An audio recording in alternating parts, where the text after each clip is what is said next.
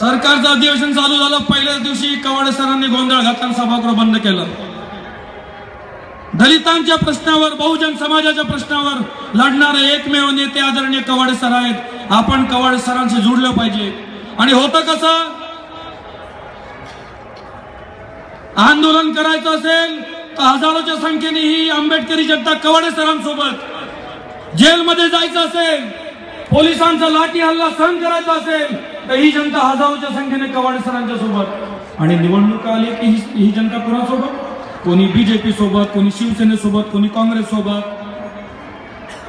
माफ करा बरं, मी काँग्रेसवर टीका करायला विसरलो, मी लई नंदाड्यावर। बाबासाहेब आंबेडकर बोलले होते, जेही कोणी प्रयत्न करत असतील, आमच्याही या पक्षाची युती होती ना काँग्रेस सोबत, पण मला असं एक आव्हान करायचं आहे गणेश भाई, काही वेगळा विचार आठवडे गुरुजी आपण केला पाहिजे। बाबासाहेब आंबेडकर बोलले होते ना, काँग्रेसचं जळतं घर आहे, कुठे ना कुठे बदल झाला पाहिजे, काँग्रेस आमच्यासाठी पर्याय नाही। मग का नाही आपण ओबीसी सोबत गेलो पाहिजे? काय म्हणता मित्रांनो, दलितांची एकता, मुसलमानांची एकता, याचा प्रयोग झाला पाहिजे। होतं कसं, आता पहा ना, हे बीजेपी वाले निवडणुकीच्या पहिले काय प्रचार करायचे, नरेंद्र मोदी कौन था, चाय बेचने वाला था, चाय बेचने। आम्ही नाही बोललो बरं, तेच बोलले। आणि नरेंद्र मोदी प्रधानमंत्री झाले, आता सर्व विसरलं।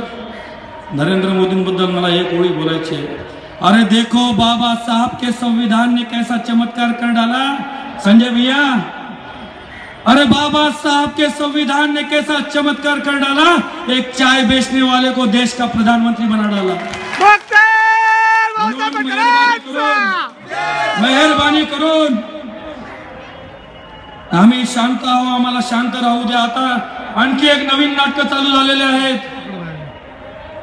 ते नाटक म्हणजे कसे, देशाचे राष्ट्रीय नेते, आदरणीय नेते, सन्माननीय नेते शरद पवार साहेब, माहिती त्यांच्यामध्ये काय किडा आहे, तर सर्व शांततेने कोपर्डीचा बलात्कार झाला, आम्ही देखील निषेध केला।